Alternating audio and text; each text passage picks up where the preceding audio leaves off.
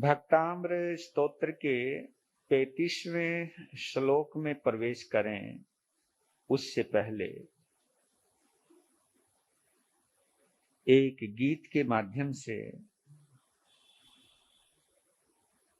इस मनुष्य जीवन की उपयोगिता को और इस मनुष्य जीवन की विशेषता को समझने का प्रयास करते, फिर आज के श्लोक में प्रवेश करते। सुंदर सुहाना ये अवसर आया, किस्मत से तूने नर तन पाया। सुंदर सुहाना ये अवसर आया, किस्मत से तूने नर तन पाया। किस्मत से तूने नर तन पाया। कैसा सुंदर हीरा तेरे हाथों में आया, किस्मत से तूने नर तन पाया। किस्मत से तूने नर तन पाया। सुंदर सुहाना ये अवसर आया, किस्मत से तूने नर तन पाया। खोएगा ये जीवन जो तू विषयों में भरमाएगा, भूलेगा कर्तव्यों को तू भोगों से टकराएगा। खोएगा ये जीवन जो तू विषयों में भरमाएगा, भूलेगा कर्तव्यों को तू भोगों से टकराएगा। भोग है अस्थिर वृक्षों की छाया, किस्मत से तूने नर तन पाया। किस्मत से तूने नर तन पाया। कैसा सुंदर हीरा तेरे हाथों में आया, सुंदर सुहाना ये अवसर आया, किस्मत से तूने नर तन पाया। किस्मत से तूने नर तन पाया। बीता बचपन आई जवानी, ये भी तो ढल जाएगी। चमक चांदनी 4 दिनों की, यह भी रह न पाएगी। बीता बचपन आई जवानी, ये भी तो ढल जाएगी। चमक चांदनी 4 दिनों की, ये भी तो न रह पाएगी। धर्म कमाने का, धर्म कमाने का अवसर आया, किस्मत से तूने नर तन पाया। किस्मत से तूने नर तन पाया। कैसा सुंदर हीरा तेरे हाथों में आया, सुंदर सुहाना ये अवसर आया, किस्मत से तूने नर तन पाया। किस्मत से तूने नर तन पाया। क्यों तो मानव रीझ रहा है भोगों की इस लाली में, अमृत बदले जहर जुटाता जीवन के इस प्याली में। क्यों तू मानव रीझ रहा है भोगों की इस लाली में, अमृत बदले जहर जुटाता जीवन की इस प्याली में। मन को विकारों में, मन को विकारों में क्यों उलझाया, किस्मत से तूने नर तन पाया, किस्मत से तूने नर तन पाया। कैसा सुंदर हीरा तेरे हाथों में आया, सुंदर सुहाना ये अवसर आया, किस्मत से तूने नर तन पाया, किस्मत से तूने नर तन पाया। तो क्या करे? काम क्रोध को छोड़ दे भाई, प्रभु चरणों में ध्यान लगा, सज्जन जन की संगति पाकर जीवन अपना धन्य बना। काम क्रोध को छोड़ दे भाई, प्रभु चरणों में ध्यान लगा, सज्जन जन की संगति पाकर जीवन अपना धन्य बना। ललित सुपावन, ललित सुपावन शुभ क्षण आया, किस्मत से तूने नर तन पाया, किस्मत से तूने नर तन पाया।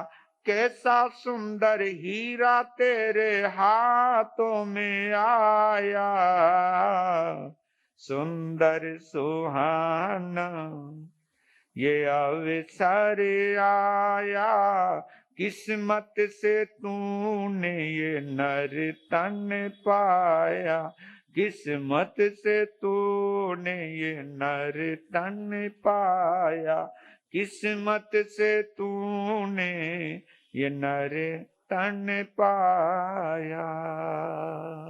कितना पुण्य अर्जित किया होगा इस शरीर को पाने के लिए, कितना सत पुरुषार्थ किया होगा।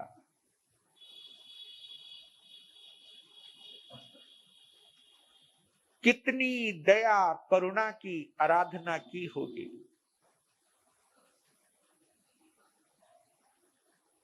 कितने सेवा के प्रकल्प चलाए होंगे।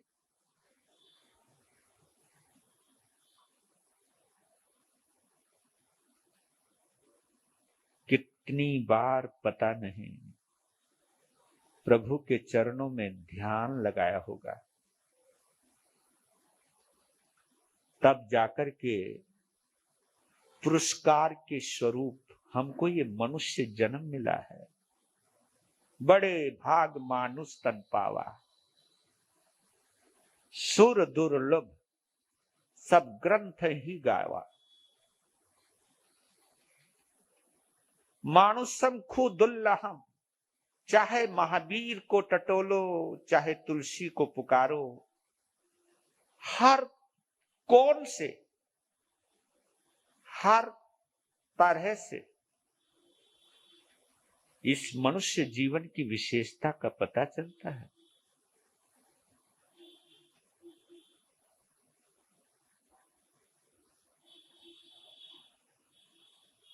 अगर आप महसूस करें,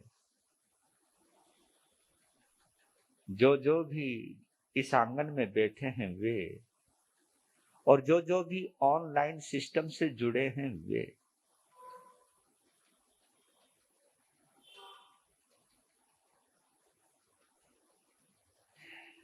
भक्ताम्र स्तोत्र की भाव यात्रा के भाव यात्री बनने का हमें सौभाग्य इस मनुष्य जन्म की वजह से मिला है। भक्ति के पलों में परमात्मा के स्वरूप का अनुभव करने का सौभाग्य हमें इस मनुष्य जन्म की वजह से मिला है।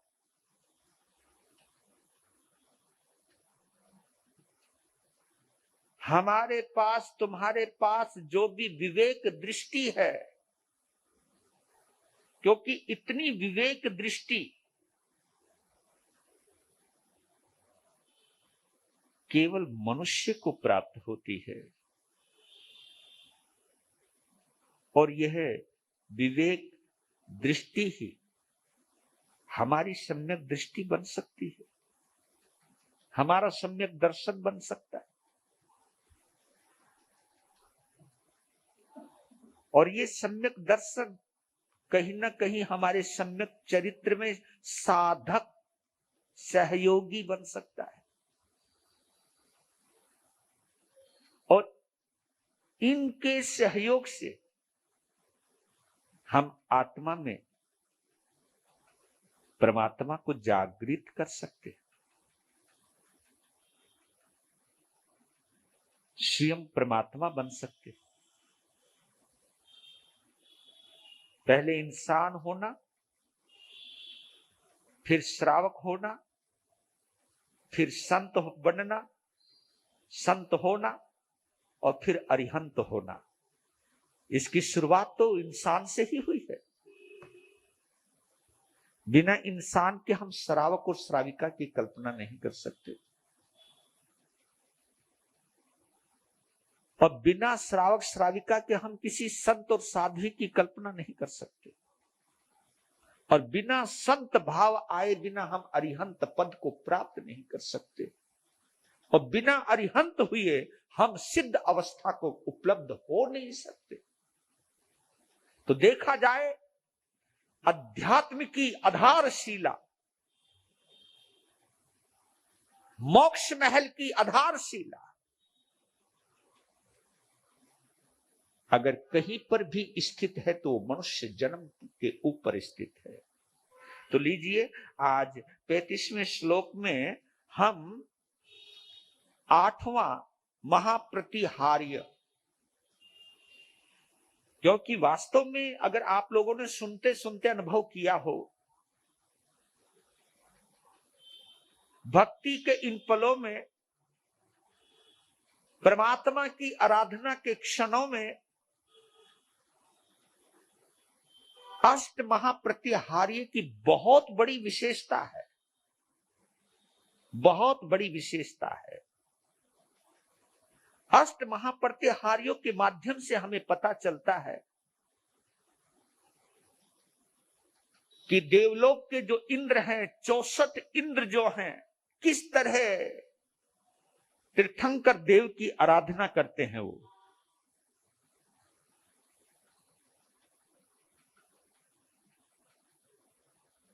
भोग विलास के पलों में भी जिन्हें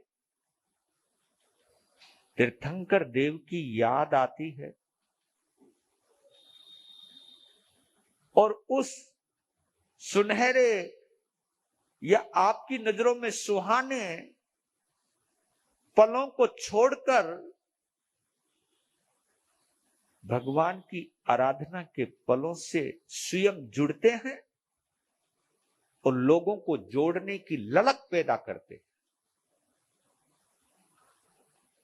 ये उनके सम्यक्त्व का चमत्कार है कि कहीं हमारे सम्यक्त्व की बोधि कहीं थोड़ी बहुत धूमिल हो जाती है, या सम्यक्त्व की ज्योति कुछ कुछ क्षीण होने लगती है, उस वक्त उनकी श्रद्धा का तेल उस ज्योत को और प्रज्वलित करता है,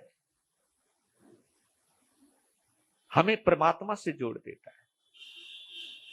इसलिए कल एक प्रेरणा मैंने दी थी कि समाज के पलों में समोशरण का जरूर ध्यान किया करो। समोशरण का ध्यान करने का मतलब है, एक तो हम अपने परमात्मा का अनुभव करते हैं, परमात्मा की उपस्थिति को महसूस करते हैं, और परमात्मा की उपस्थिति के साथ साथ देवताओं की भक्ति का भी हम अनुभव करते हैं, और उस अनुभूति में डूबते डूबते डूबते हम एकाग्र हो सकते हैं, और उस एकाग्रता के अंदर क्या पता किन पलों में हमें आत्मा की अनुभूति हो जाए, और ये अनुभूति मुक्ति में ले जाने वाली विशेष शक्ति बन जाए। आज आखिरी महाप्रत्याहार्य है, 8वां। आप सभी को मालूम है, पहला प्रत्याहार्य अशोक वृक्ष, दूसरा सिंहासन, तीसरा चंवर, चौथा त्रय छत्र, छत्र त्रय, 3 छत्र, और 5वां देवदुंद भी, 6ठा पुष्प वृष्टि। कल हमने सुना था भामंडल, प्रभावलय, और आज है दिव्य ध्वनि। दिव्य ध्वनि अद्भुत।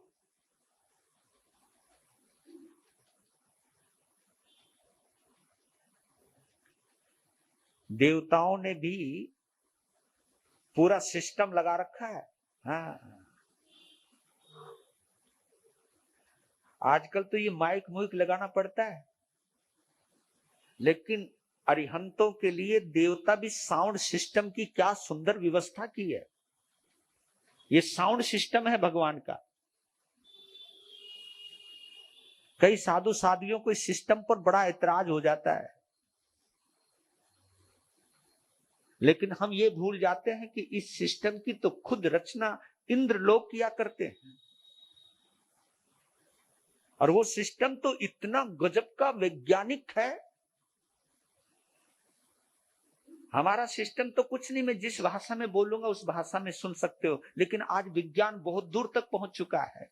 इसी सिस्टम के अंदर वही सिस्टम लगा रखा है जो सिस्टम आज आप सुनने वाले हो। ये विज्ञान ने तरक्की करी है, और ये विज्ञान ने खोज की है कि वक्ता चाहे किसी भी लैंग्वेज का क्यों ना हो, किसी भी भाषा को बोलने वाला क्यों ना हो, उस पूरे भाषण को सामने वाला श्रोता, चाहे वो किसी भी भाषा का जानकार क्यों ना हो, किसी भी देश का रहने वाला क्यों ना हो, वो अपनी अपनी भाषा में समझ सकता है। ये कहां से आया? ये सिस्टम यहां से आया। ये वैज्ञानिकों ने खोज की है कि जब ये चीज देवताओं ने की है तो हम क्यों नहीं कर सकते। जो फरिश्ते कर ना सके वो काम है इंसान का। आपने वो सुनी होगी, जो फरिश्ते कर ना सके वो काम है इंसान का। जो फरिश्तों ने किया है वो इंसान क्यों नहीं कर सकता। तो ये खोज की गई होगी, तभी उसी खोज का परिणाम है कि एक राष्ट्र का नेता, किसी भी राष्ट्र का नेता अपनी लैंग्वेज में बोल रहा है और सामने विश्व के सभी नेता वहां मौजूद हैं, और सभी नेता अपनी अपनी लैंग्वेज में, वो चाहे इंग्लिश में बोल रहा है, जर्मन में समझ रहा है, फ्रांस वाले अपनी भाषा में समझ रहे हैं, मुसलमान अपनी भाषा में समझ रहे, उर्दू अपनी भाषा है, संस्कृत अपनी भाषा है, हिंदी वाले अपनी। और अब तो इतना सिस्टम आ गया है कि हमारे देश की जितनी भी प्रादेशिक भाषाएं हैं उन सभी भाषाओं में हम समझ सकते हैं। मराठी अपनी मराठी में समझ सकता है, गुजराती अपनी गुजराती में समझ सकता है, जबकि वक्ता अपनी भाषा में बोल रहा है, लेकिन सुनने वाला वहां गुजराती है, मराठी है, मारवाड़ी है, या मतलब कन्नड़ी है, चाहे मलयालम है, कोई भी भाषा हो, देश की विदेश की, सभी भाषाओं में हम उसको समझ सकते हैं अपनी भाषा में। तो ये कहां से आया? यही तो साउंड सिस्टम है। इसी को तो हमारे यहां दिव्य ध्वनि कहा है।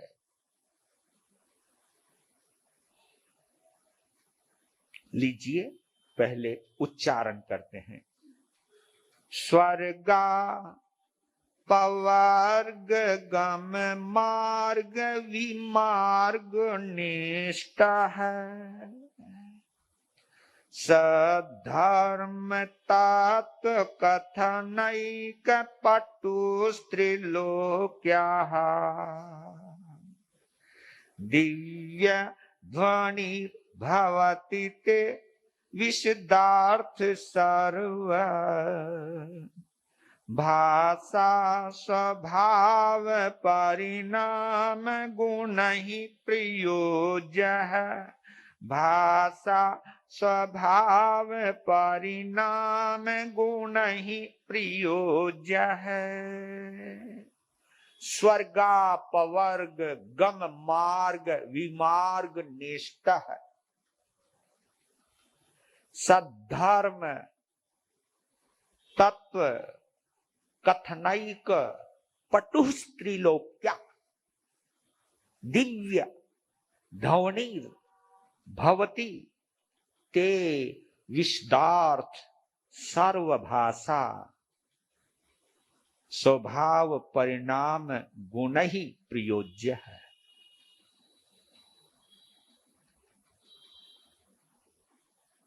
स्वर्ग अपवर्ग और विमार्गन, ये तीन चीजें आई हैं यहां पर। स्वर्ग देवलोक को कहते हैं, अपवर्ग मुक्ति को कहते हैं। अपवर्ग यानी जिसका कोई अपवाद ही नहीं है, जिसका कोई ऑप्शन ही नहीं है, अपवर्ग।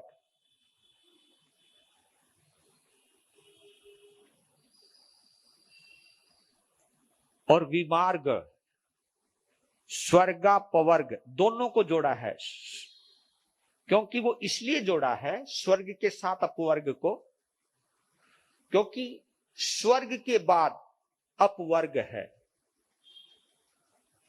अनुत्तर विमान जो हैं, उन अनुत्तर विमान सबसे ऊपर हैं। देखा जाए तो देवलोक 26 हैं। कितने हैं? 26 हैं। 12 देवलोक के 9 गिरवीयक हैं और 5 अनुत्तर विमान हैं। इन्हीं को देवलोक कहते हैं। नहीं तो भवनपति, व्यानवंतर और ज्योतिषी ये सब देवलोक के नीचे रहते। भवनपति तो धरती के नीचे रहते, व्यानवंतर हमारे इसी भूमंडल पर रहते, ज्योतिषी ये सूर्य चंद्रमा नक्षत्र ग्रह नक्षत्र तारा, इनको यहां ज्योतिषी देव कहा है, क्योंकि पूरा ज्योतिष शास्त्र इन्हीं के आधार पर चलता है। सूर्य के ऊपर, चंद्रमा के ऊपर, समस्त ग्रहों के ऊपर, कि कौन से जातक ने कौन से ग्रह में जन्म लिया है, कौन से नक्षत्र में जन्म लिया है। इसलिए इनको हम ज्योतिषी देव कहते हैं। तो ये ज्योतिषी देव हो, व्यानवंतर हो, क्योंकि व्यानवंतर पेड़ों के ऊपर रहते हैं, पुराने टूटे फूटे घरों के अंदर रहते हैं, तो ये सब व्यानवंतर कहलाते हैं, जिनको तुम लोग कभी कभी भूत और प्रेत भी बोल देते हो। ये सब व्यानवंतर हैं। और भवनपति उसको बोलते ही धरती के नीचे रहने वालों को। धरणेन्द्र जो है वो नीचे का देवता है। तो आप ये मानिए चलिए देवलोक तो केवल 26 ही हुए। देवलोक कितने? जबकि देवताओं के 198 भेद है, तो उसके अंदर 26 जो हैं वही देवलोक के हैं। और जो अनुत्तर विमान है उसको छोटी मुक्ति कहा है, छोटी मोक्ष कहा है। क्यों कहा है? क्योंकि वहां जो चला गया बस एक जन्म लेगा और वो सीधा अपवर्ग में चला जाएगा, वो सीधा मुक्ति में चला जाएगा। इसलिए स्वर्गापवर्ग, स्वर्ग जमा अपवर्ग, दोनों शब्दों को जोड़ के बना है स्वर्गापवर्ग। गम मार्ग, जाने का रास्ता, गम मार्ग, गमन करने का मार्ग, चलने की राह, गम मार्ग। विमार्गन जमा इष्टः, विमार्ग नेष्टः, ये दो शब्दों को बना विमार्गन जमा इष्टः। ये विमार्गन बड़ा शब्द, बड़ा प्यारा है, बड़ा गहरा शब्द है विमार्गन। वैसे वहां लिखना विमार्ग नेष्ट है बोलते हैं, लेकिन हम संधि करके बोलें तो विमार्गन जमा इष्ट है। इष्ट कहते हैं अभिप्रेत को, इष्ट कहते हैं जिसे हम चाहते हैं। हमारा इष्ट है वो, हमारी चाहत है वो, हमारा प्रिय है वो, हमारा आइडल है वो। क्योंकि जो हमें अति प्रिय होता है, या तो हम उसे पाना चाहते हैं, या हम उसका जैसा होना चाहते हैं, या हम उस पर चलना चाहते हैं। आप कुछ भी समझ लीजिए, आपको खाने में जो चीज पसंद है आप उसे ही ढूंढते हो, और कोई भी आपकी मनपसंद फूड मिल जाए तो आपके चेहरे पर एक मुस्कुराहट आ जाती है, हंसी आ जा मतलब एक खुशी गुदगुदी होती है ना। इसको कई बार कोई लोग बोलते हैं तुम्हारी फेवरेट डिश कौन सी है? फेवरेट यही इष्ट है, फेवरेट यानी इष्ट। आपका फेवरेट क्या है? आप किसे पसंद करते हो? तो विमार्गन इष्ट है, विमार्ग नेष्ट है। ये विमार्गन क्या है? ये विमार्गन है विवेक, विवेक है। इसके लिए एक शब्द आया है, जानी यव्वा ने समारी यव्वा। हम सभी को पाप को जानना चाहिए। जानी यव्वा जानने योग्य है, जानना चाहिए, पाप को जानना चाहिए, लेकिन साथ में कंडीशन लगा दी, न समारी यव्वा, लेकिन उसका आचरण नहीं करना। पाप को जानो, इसलिए हमारे 9 तत्वों को भी 3 भागों में बांट दिया, हेय, गेय और उपादेय। कुछ चीजें होती हैं जिनको छोड़ देना चाहिए, कुछ चीजें ऐसी होती है जिसे केवल जानना चाहिए, उसे आप जान ही सकते हो, और कुछ चीज ऐसी है जिसे ग्रहण करना चाहिए, उपादेय। ग्रहण करने वाली, स्वीकार करने वाली चीज को हम उपादेय कहते हैं। उपादेय, ये मेरे उपादेय है, ये मेरे लिए ग्रहण करने योग्य है, ये मेरे लिए आचरणीय है।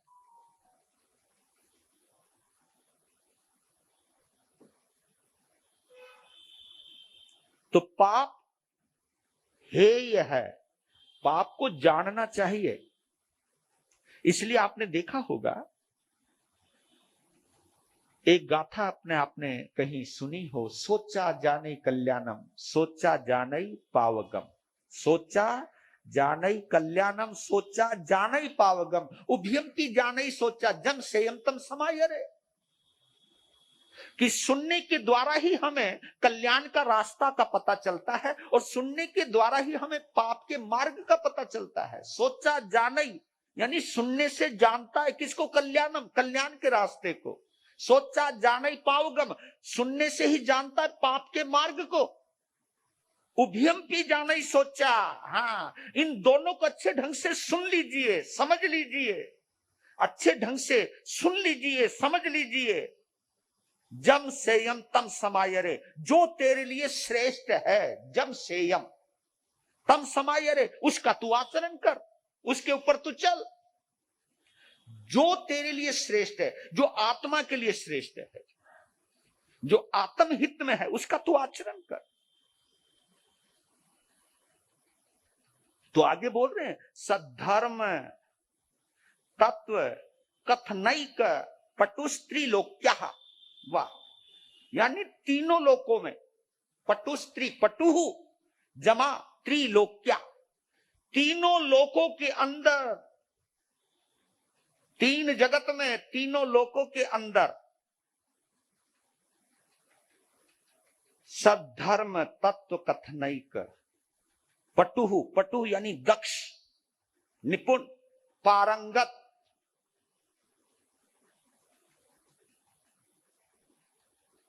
ये दिव्य ध्वनि के बारे में बतलाया जा रहा है कि दिव्य ध्वनि की विशेषता क्या है,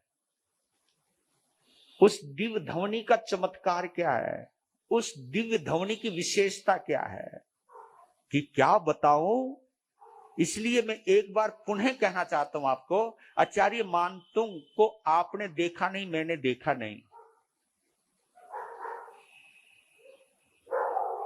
लेकिन हमने उनको इतिहास में पढ़ाया और आपने सुना है। लेकिन एक बात पक्की है कि कैद खाने की काल कोठरी में रहकर उन्होंने भगवान के समोत्सरण का जो नजारा लिया है ना, मुझे लगता है हम लोग महलों में रहते हुए भी नहीं ले पाते, है ना, इस प्रेम भवन में बैठ करके भी नहीं ले पाते। और उस बंदे ने कहा लिया? काल कोठरी में। इसलिए कहता हूं कि चेता करो, समझा करो। ये सम्यक दर्शन इतनी गजब की चीज है कि काल कोठड़ी में भी भगवान को दिखा देती है। और मिथ्या दर्शन भी इतनी गजब की चीज है कि धर्म स्थान के अंदर भी तुम्हें संसार का ही दर्शन करा देती है, संसार के प्रति ही आसक्ति से भर देती है। ये मिथ्या दर्शन का ही तो प्रभाव है। कभी चेक किया करो कि जब हम संतों के पास जाते हैं, संसार को घटाने के लिए जाते हैं या संसार को बढ़ाने के लिए जाते हैं? कभी भी चेक करना आप। और जिन साधु साध्वियों के पास बहुत ज्यादा भीड़ लगी रहती है, उनमें अधिकांशतः संसार को घटाने वाले कम, संसार को बढ़ाने वाले ज्यादा होते हैं। क्योंकि वो अपनी दुनिया को लेकर के जाते हैं। ऐ गुरु जी कृपा करो ना। और जो कृपा किस चीज की करे भाई, करो ना कृपा, मैं बहुत परेशान हूं, दुकान चलती नहीं, काम बनता नहीं। ओए होए, हमारे सामने ऐसा माथा पीट के बैठ जाते हैं, अब हम ना सुने तो मर गए, है ना। मैं ये कह चले ये बातें मत क्या करो, हैं? तो एक ने तो कमाल कर दिया। मैं गजब की बात बताऊं तो मैंने एक ने कहा, गुरु महाराज ये आज से 35 साल पुरानी बात है। एक ने कहा, गुरु महाराज मुझे सट्टे का नंबर बताओ। हैं? मैं बोला क्या? मुझे सट्टे का नंबर बताओ। अरे मतलब ये साधु ये काम नहीं करते। वाह जी वाह, आप मेरी बात का जवाब दो। वो तो हम तुम्हें खाने के लिए रोटी देवें? मैं बोला हाँ देते हो। जब तुम कभी बीमार पड़ जाओ तो हम तुम्हें दवाई देवें? हाँ जी देओ। जब तुम्हें कभी वस्त्र की जरूरत हो तो हम वस्त्र भी देते हैं या नहीं देते? हाँ देते हैं। फेरने की जगह देते, वस्त्र देते, पात्र देते, औषधि देते, सब कुछ देते। तुम आप हमको एक नंबर नहीं दे सकते? मतलब देते देते भी कहीं ना कहीं ये जता ही देते हो कि हम आपको क्या क्या देते हैं, और आपसे तो केवल हम यही तो मांग रहे। एक ने तो यह भी कह दिया है, स्वार्थ पूर्ति के लिए अगर तुम आहार दान भी करते हो, सहयोग भी करते हो, तो वो स्वार्थ भी आपके लिए कल्याण का कारण नहीं बनेगा। निस्वार्थ और श्रद्धा और भक्ति से, श्रद्धा भक्ति का मतलब ही होता ही निस्वार्थ है। वहां पर कोई स्वार्थ है ही नहीं, क्योंकि स्वार्थ में कभी भक्ति हो ही नहीं सकती है। और भक्ति अगर स्वार्थ की होगी तो वो झूठी होगी, मतलब की होगी। और जैसे वो स्वार्थ की पूर्ति हो जाएगी, बंदे का कनेक्शन कट जाएगा। मतलब निकल गया तो पहचानते नहीं, मतलब है तो पहचानेंगे, मतलब निकल गया तो तू कौन और हम कौन। लेकिन जो निस्वार्थ होता है वो हृदय से भक्ति करता है। तो बोल रहे सद्धर्म तत्व कथनैक पटुस्त्री लोक, क्या यानी पूरे 3 लोक में धर्म, सच्चे धर्म का सद्धर्म। ये आपने देखा होगा, पहला शब्द आया है सम्यक प्रणम्य, है ना। एक शब्द आया इसी भक्तामृत स्तोत्र में, सम्यक उपलभ्य, सम्यक जमा उपलभ्य।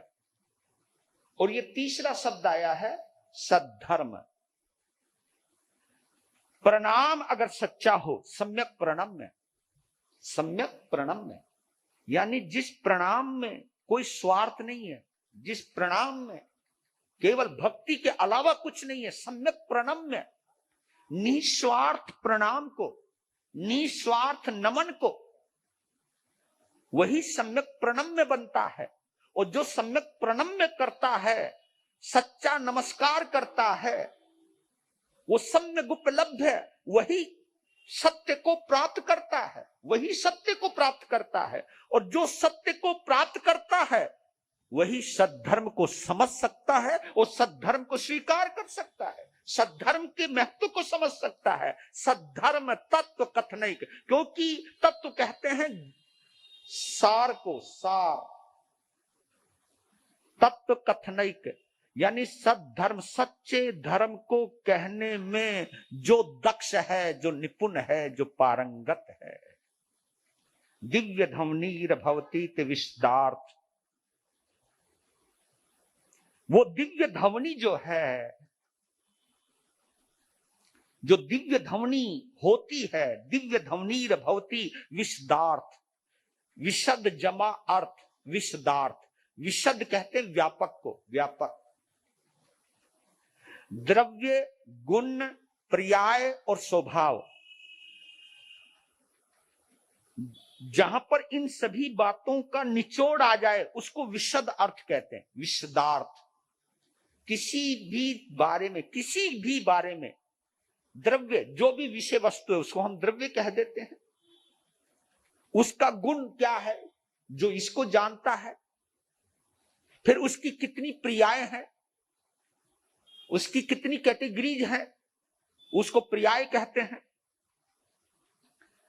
और इनको कहने के और उन पर्यायों के क्या क्या भाव हैं, जो इन चीजों की गहराई में चला जाता है, उसको हम विशद अर्थ कहते हैं। यानी धर्म वास्तव में है क्या चीज, आत्मा है क्या चीज, सद्धर्म है क्या चीज द्रव्य के रूप में, और उसके लिए उसका गुण क्या है उसके रूप में। एक तो शब्द है धर्म, धर्म का गुण क्या है, उसका स्वभाव क्या है, गुण उसको कहते हैं, उसका जो स्वभाव है, और उसकी क्या क्या पर्याय हैं, क्या क्या स्वरूप हैं।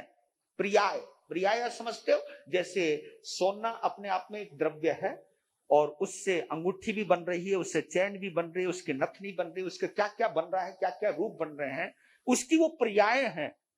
वो सोना होते हुए भी कहीं वो अंगूठी कहलाई जा रही है, कहीं वो गले का हार कहलाया जा रहा है, कहीं कुछ कुंडल कहाए जा रहे हैं, कहीं कुछ कहीं बाजूबंद कहलाई जा रही है, कहीं कड़े कहलाए जा रहे हैं, लेकिन वो सब उसकी पर्याय हैं, उसकी पर्याय है। ऐसे हमारे 84 लाख जीवा योनि, ये हमारे शरीर की पर्याय है। यानी हम इतने इतने तरीके के शरीर धारण कर सकते हैं।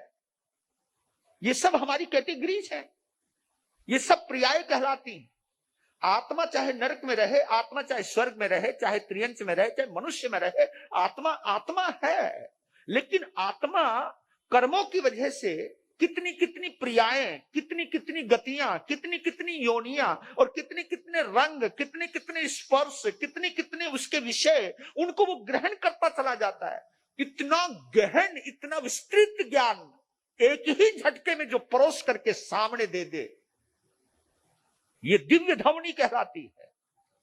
यानी मुझे तो इतनी मशक्कत करनी पड़ रही है आप लोगों को समझाने के लिए, लेकिन वहां एक ऐसा प्रभाव है उस दिव्य ध्वनि का, जो भी समोस शरण में आ जाता है, समोस शरण में बैठते ही सब कुछ सामने झलकने लगता है ना। अब जैसे तुम भोजन में कई वैरायटियां बनाते हो, वैरायटी बनाने में टाइम तो लगता है? लेकिन जब थाली में सज सजा करके आपके सामने आता है, ओए, आपको कितना अच्छा लगता है। ये समझो समोस शरण में आत्मा क्या, कर्म क्या, गतियां क्या, और ये सब चीज सामने प्रकट हो जाती है। बस सब कुछ ऐसे नजर आने लगता है जैसे कोई चीज आपके हाथ पे रख दी गई हो, कुछ छुपा हुआ नहीं है आपके पास। वहां आपको अनुमान लगाना नहीं पड़ता, अनुमान गलत हो सकता है। मैंने बोला था ना कि उस आभा मंडल के प्रभाव से हमें 7 जन्म क्लियर नजर आने लगते हैं। वहां अनुमान कुछ नहीं है, वहां सब कुछ स्पष्ट है। आप यहां अनुमान लगा सकते हो। भगवान के समोसरण में, उस दिव्य ध्वनि के अंदर सब कुछ क्लियर होता चला जाता है।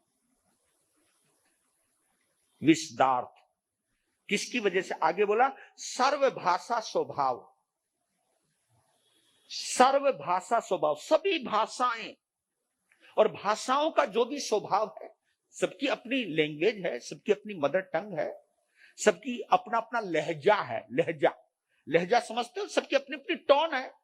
पंजाबी टोन अलग है, मराठी टोन अलग है ना, मारवाड़ियों की अलग टोन है, बंगालियों की अलग टोन है, उनकी लहजा है, उनके बोलने का तरीका है। वो उसका भाषा का अपना स्वभाव है, स्वभाव भी है, फिर परिणाम है। परिणाम का मतलब है जो बोला जा रहा है, जो कहा जा रहा है, वो किस परिणाम तक पहुंचा है, उसका मतलब क्या है। परिणाम यानी उसका मतलब क्या है, परिणाम का मतलब परिणाम, उसका जो रहस्य क्या है। गुण ही प्रयोज्य है, उसका गुण क्या है, उन समस्त चीजों से प्रयोज्य है, जो जुड़ी हुई है, युक्त है, संयुक्त है। तो बोल रहे हैं कि ते दिव्य ध्वनि भवती, हे प्रभु आपकी दिव्य ध्वनि। और भगवान तो अपनी भाषा में बोल रहे हैं, है ना। आप ये सपोज करो भगवान अर्ध मागधी में बोल रहे हैं, अपनी उनकी अपनी भाषा है, उनकी अपनी मदर लैंग्वेज है, इसलिए वो मगध के थे, इसलिए वो मागधी बोलते थे। भगवान महावीर कहाँ के हैं, मगध के। और मगध में जो भाषा कौन सी बोली जाएगी, मागधी ही बोली जाएगी ना, तो वो अर्ध मागधी बोलते हैं। तो मागधी भाषा में बोल रहे हैं, भगवान मागधी भाषा में बोल रहे हैं, लेकिन वो भाषा सभी की भाषाओं में ट्रांसलेट हो रही है तुरंत। अब पशु अपनी भाषा में समझ रहा है, कमाल है। देवता अपनी भाषा में समझ रहे हैं, मनुष्य किसी भी प्रदेश का क्यों ना, वो अपनी अपनी भाषा में समझ रहा है। वहां जोर नहीं, अगर आप केवल हिंदी जानते हो या मैं संस्कृत बोलने लग जाऊं, आप क्या कहोगे, महाराज जी ऊपर से गई, ऊपर से गई। मैं बोला अंदर गई, नहीं गई, अंदर तो वही जावे जो समझ आवे। बातें देखो, जो समझ में आवे वो कानों के जरिए अंदर जावे, और जो समझ में नहीं आवे वो ऊपर से हवाई यात्रा, ऊपर से निकल जा। लेकिन उस दिव्य ध्वनि का ये प्रभाव है, वह कुछ भी ऊपर से नहीं जाता, वो सब कुछ अंदर ही जाता, हाँ अंदर जाता। आप देखिए, आप भोजन मुंह से करते हो, लेकिन उस भोजन के अंदर जितने भी मिनरल्स हैं, जितने भी विटामिन हैं, जितनी भी कुछ चीज है, उस भोजन का जब सार निकल करके आता है तो वो आपके खून के जरिए सभी अंग प्रत्यंगों तक पहुंच जाता है, तभी तो आपका शरीर बना हुआ है। ऐसे ही आत्म तत्व को समझने के लिए आत्मा तक पहुंचना चाहिए। अरिहंत परमात्मा जब आत्म स्वरूप का वर्णन करते हैं, कर्म का वर्णन करते हैं, धर्म का वर्णन करते हैं, किसी भी चीज का जब वो वर्णन करते हैं, तो सब कुछ क्लियर होता चला जाता है, सब कुछ स्पष्ट होता चला जाता है, कुछ भी पूछने का रहता ही नहीं वहां सवाल। यह है उस दिव्य ध्वनि का चमत्कार।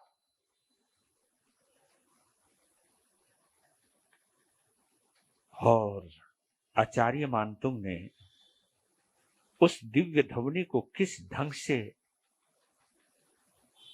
समझा है, और उसे शब्द जो दिए हैं वो अद्भुत हैं। आप कितना समझे हो यह आपकी मेधा पर है, आपकी बुद्धि पर है, आपकी ग्रहण शक्ति पर है। बुद्धि सभी के पास होती है, लेकिन जितना क्षोभम होता है हम उसको उतनी ही मात्रा में समझ पाते हैं। ये आपकी मजबूरी है, लेकिन समोशरण में अगर आप पहुंच गए तो आपकी सभी मजबूरियां खत्म। इसलिए बार बार बोलता हूं आपको कि समोशरण का जरूर ध्यान किया करो, और शिद्दत से किया करो, हृदय से किया करो, क्योंकि इन सब चीजों की जानकारी जहां मिलती है उस कुल में आपने जन्म लिया है, ये विशेषता है आपके पास। क्योंकि लेकिन मुझे ऐसा लगता है एक वक्ता धन कमाने की कला के बारे में बताए, धन कमाने के तरीके के बारे में बताए, और एक वक्ता आत्म तत्वों की जानकारी दे। सच बताओ भीड़ किसके पास होगी, बोलो ना, किसके पास होगी? हाँ, जो धन कमाने के तरीके बतावे। है ना। मैं तुम्हें नौकार मंत्र देऊं और दूसरा संत के ले लक्ष्मी आने का मंत्र ये ले, तो आप किसके पास जाओगे? नौकार मंत्र वाले के पास या लक्ष्मी का मंत्र बताने वाले के पास जाओगे? सच बताओ, लक्ष्मी का मंत्र बताने वाला होता या मेरे आशीर्वाद से तुम्हारी अच्छी अच्छी दुकानें चल जाती, मनचाहा चीज हो जाती, तो यहां पर जगह नहीं मिलती बैठने को, पता नहीं कहां से आ जाते।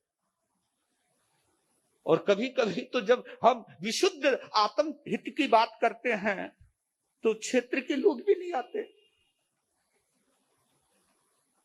तो जहां रुझान है, ये हो सकता है आपके साथ साथ मेरा भी तो आपके साथ जो संयोग है वो कमजोर हो सकता है। क्योंकि कभी कभी संत लोग सोच जाते हैं यार उसके पास बहुत ज्यादा भीड़ है, हमारे पास भीड़ नहीं है।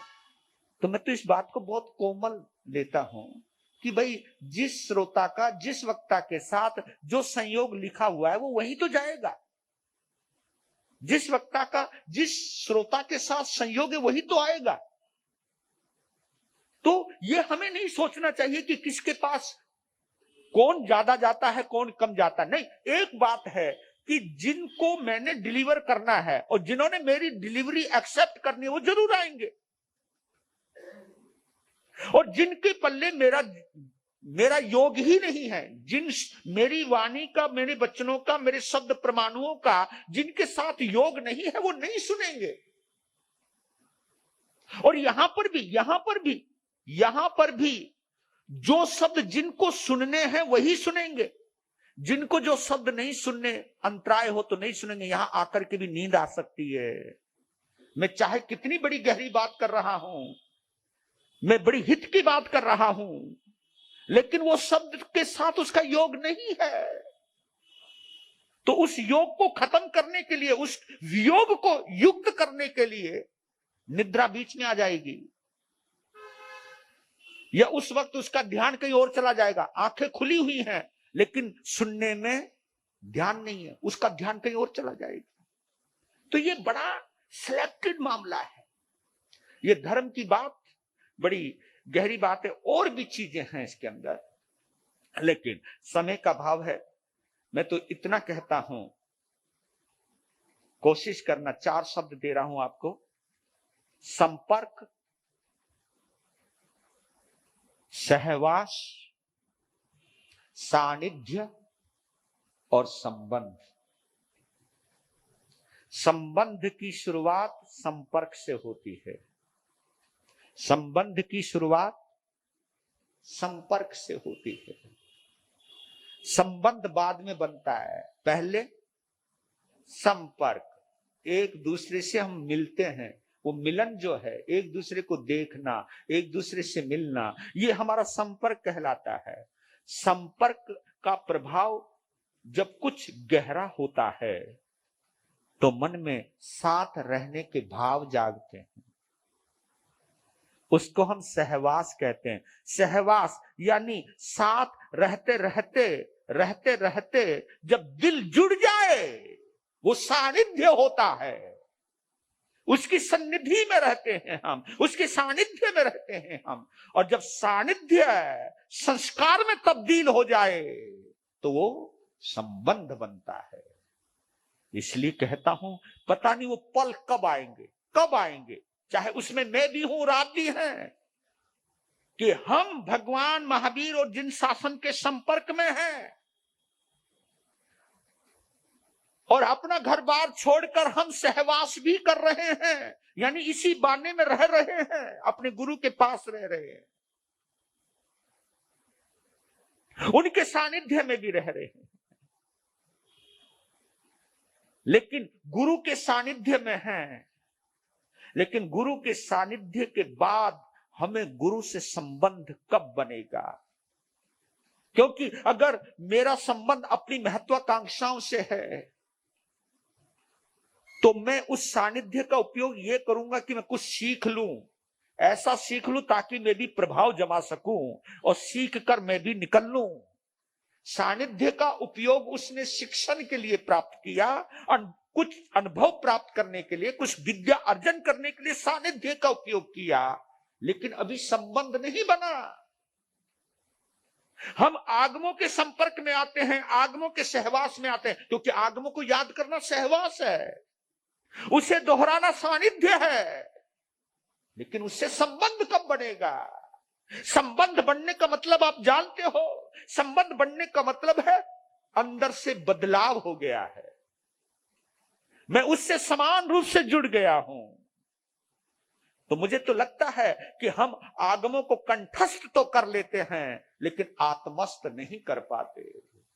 आत्मस्थ का मतलब है संबंध बनाना, और जब तक संबंध नहीं बनेगा तब तक उसकी जो ऊर्जा है, उसकी जो ताकत है, वो हमें प्राप्त नहीं हो पाएगी। तो ये 4 शब्द यूज कीजिएगा और इसके ऊपर चिंतन कीजिएगा कि मेरा संपर्क सहवास में कब बदलेगा, है ना? मेरा संपर्क सहवास में कब बदलेगा? जब सहवास होने लगे तो मेरा सानिध्य कब प्रबल होगा? सानिध्य का मतलब है कि उन पलों में कुछ और याद ना आए, कुछ और ध्यान ना आए, वो सानिध्य है। लेकिन हम टाइम पीरियड के लिए बन जाते हैं। जैसे आप यहां प्रवचन सुनने के लिए आप हमारा सानिध्य का इस्तेमाल 1 घंटा ही करते हो, लेकिन इस 1 घंटे के अंदर भी सोचते रहते हो टाइम कहीं ज्यादा तो नहीं हो गए हो यार, महाराज जी आज लंबा खींच गए। अब बताओ, सानिध्य तो है, लेकिन इस सानिध्य ने गड़बड़ कर दी कि सानिध्य लेते लेते दुकान याद आ गई, मुझे यार मैंने वो करना था, आज उससे मिलना था। ये संबंध जब बनता है तो हम सब कुछ भूल जाते हैं। आत्मा को परमात्मा से संबंध स्थापित करवाने के लिए अष्ट महाप्रत्याहारियों का उल्लेख है। क्या गजब का नजारा होता है। लीजिए,